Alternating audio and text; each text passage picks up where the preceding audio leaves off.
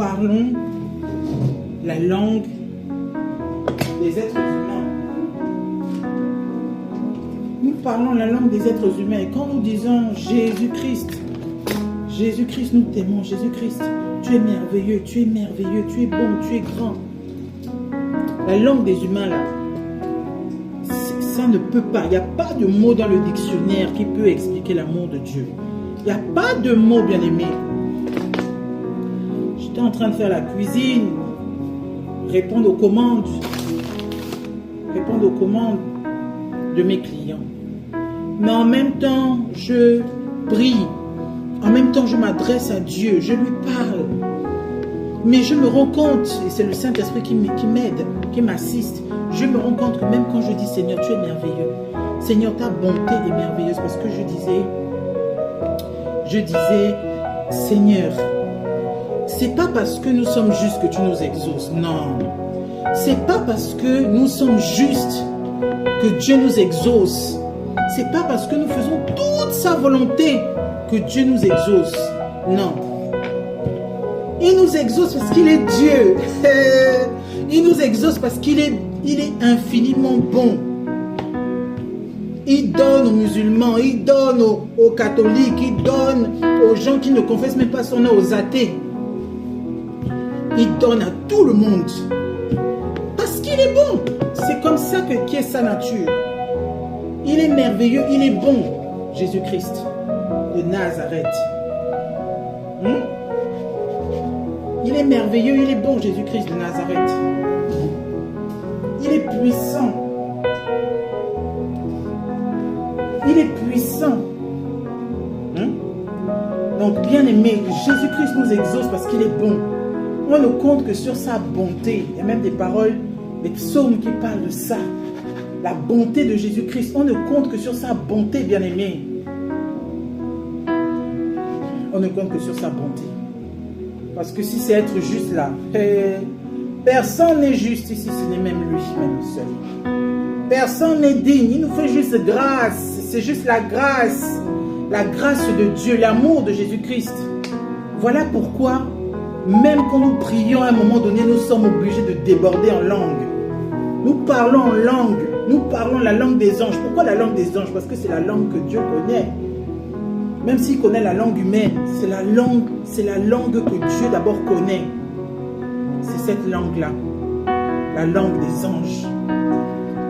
La langue des anges. Donc, nos mots humains sont tellement petits, sont tellement ridicules devant un aussi grand Dieu que nous débordons, nous parlons en langue. Lorsque nous prions, là, nous parlons en langue, nous parlons des merveilles de Dieu en langue. Dans Acte 2, là-bas, quand le Saint-Esprit s'est posé sur les apôtres, il y en a, les étrangers qui étaient là, même les Juifs qui étaient là disaient, mais on l'entend parler des merveilles de Dieu dans notre langue. Il parlait des merveilles de Dieu. Il parlait des merveilles de Dieu. Donc le parler en langue, c'est pour parler des merveilles de Dieu. Quand le langage humain est limité, bien aimé. Le langage humain est limité. Il faut qu'on parle en langue. Il faut qu'on parle en langue. Ça fait quelque chose dans le spirituel lorsqu'on parle en langue. Lorsqu'on parle en langue, on témoigne notre amour à Dieu. Et on témoigne notre amour à Dieu. On lui parle en langue, dans un langage qu'il comprend d'autant plus. Et même que les esprits impurs ne peuvent pas comprendre. Bien-aimé, Jésus-Christ, c'est le chemin, la vérité, la vie. Il n'y a pas un autre chemin, bien-aimé. Le chemin de la gloire, ce n'est que vanité. Le chemin du succès même, ce n'est que vanité. Le vrai succès dans ta vie, là, c'est de reconnaître que Jésus-Christ est Seigneur. Oui, c'est ça le vrai succès dans ta vie. C'est d'avoir le caractère de Jésus-Christ, l'amour, la douceur, la bienveillance, être capable de livrer sa vie, être capable de donner sa vie pour son prochain. C'est ça qui fait la qualité d'une personne. Même quand on regarde même les hommes de ce monde, hein, même Martin Luther King et tout ça, les gens qui ont donné leur vie pour les autres ont toujours eu des qualités supérieures. Des qualités supérieures d'amour. Levons-nous, bien-aimés, pour être ces personnes qui donnent de l'amour. Pas seulement pendant la Saint-Valentin. La Saint-Valentin, c'est une fête commerciale. Nous devons aimer notre chéri ou notre mari, notre femme. Tous les jours, bien-aimés. Les fleurs, je ne dis pas qu'il faut acheter des fleurs tous les jours, mais les fleurs de temps en temps à ta femme. Des petits cadeaux de temps en temps à ta femme, lui montrer que tu l'aimes. Prouve-lui que tu l'aimes. C'est quasiment tous les jours. Parce que Éphésiens 5 nous parle de l'homme. Hein? Comment l'homme doit être avec sa femme. Éphésiens 5 nous dit quoi? Marie, aimez vos femmes comme Christ a aimé l'Église. C'est fort, hein? Comme Christ a aimé l'Église. Vous savez comment Christ aime l'Église? Est-ce que vous savez comment Christ aime l'Église? Au point d'avoir donné sa vie. Au point d'être patient, indulgent, conciliant. Il s'abandonne lui-même, il meurt à lui-même. Regarde lui-même qui est Dieu. Lui-même qui est Dieu, il ne sait pas regarder comme Dieu. Il est venu comme un simple homme, mourir à la croix. Mais quelle humilité, quelle grâce nous avons eue. Quelle grâce nous avons eue. Regardez l'humilité de Jésus-Christ, mon Dieu. C'est-à-dire que lui, il ne regarde même pas ses intérêts. Il n'a pas regardé à la joie qui lui était réservée. Il n'a pas la joie qui lui était réservée. Il n'a pas regardé à ses intérêts. Il n'a pas regardé à ses intérêts. Non, il n'a pas regardé à ses intérêts. Pour lui, il s'est dit, j'aime tellement le monde. J'aime tellement le monde, mon église, mon ecclésia. J'aime tellement mon église que je vais me sacrifier, je vais donner ma vie. Je vais donner ma vie, je vais tout faire. Et lorsque nous sommes dans une relation avec Jésus-Christ, nous nous apercevons qu'il écoute nos prières, donc il nous écoute, il est attentif, il prend soin de nous, il exauce nos prières, il nous protège, il prend soin de nous, il nous donne, il nous fait grâce. C'est comme ça que l'homme doit être avec sa femme, bien-aimé, patient, doux, affectueux, humble. Lui, comment dire, lui, la comblant de tous ces, la comblant quoi, bien aimé, tu vois, comblant ses besoins, prenant soin d'elle, étant vraiment amoureux de sa femme, quoi. Parce qu'il y a même un passage, je crois, dans Ecclésiaste qui dit que réjouis-toi de la femme que tu aimes pendant les jours de ta jeunesse. Vous voyez? C'est important. C'est important. Nous devons tous apprendre ça. Moi qui vous prêche là, je me parle à moi-même. Et je me parle à moi-même. Le Seigneur même me parle à moi-même d'abord. Aime ton mari. Respecte ton mari. Fais ce qu'il te dit. Prie pour lui. Intercède. Intercède auprès de Dieu pour lui. Prie. Prie, prie, prie. Une femme doit être une femme de prière. C'est ça la femme de valeur.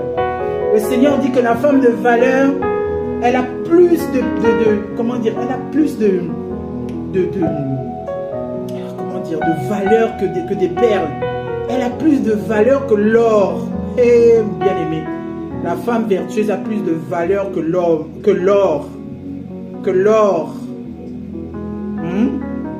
Ça veut dire que c'est une femme qui a un grand prix devant Dieu. Parce qu'elle est humble, parce qu'elle travaille de ses mains, parce qu'elle n'est pas médisante, parce qu'elle fait toujours du bien à son mari, parce qu'elle prépare pour ses enfants, parce qu'elle veille sur sa maison, parce qu'elle n'est pas paresseuse, parce qu'elle prie son Dieu, elle a confiance en son Dieu, parce qu'elle est douce.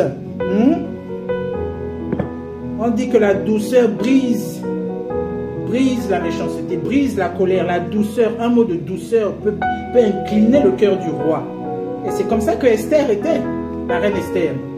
Elle a incliné le cœur du roi à cause de sa douceur, de la grâce qui était sur elle. Un esprit tranquille qui met toute sa confiance en Dieu. Voilà comment les femmes doivent être, bien-aimées. Voilà comment les femmes vertueuses doivent être. Dieu ne nous a pas appelés à être séduisantes. Dieu ne nous a pas appelés à être sexy. Non, non, non, non, non. Dieu ne nous a pas créés pour ça. Au contraire, il a envoyé Jéhu. Hein? Il a envoyé Jéhu tuer Jézabel. Elle était en train de vouloir elle voulait le séduire parce qu'elle savait que son heure était finie. Donc elle voulait user d'artifice, elle s'est maquillée, ceci, cela. Elle savait que avec son maquillage, peut-être elle pensait qu'elle allait séduire Jéhu. Et Jéhu n'a même pas eu pitié d'elle, même pas un peu. Il l'a jetée depuis la tour et c'est les chiens qui l'ont mangé.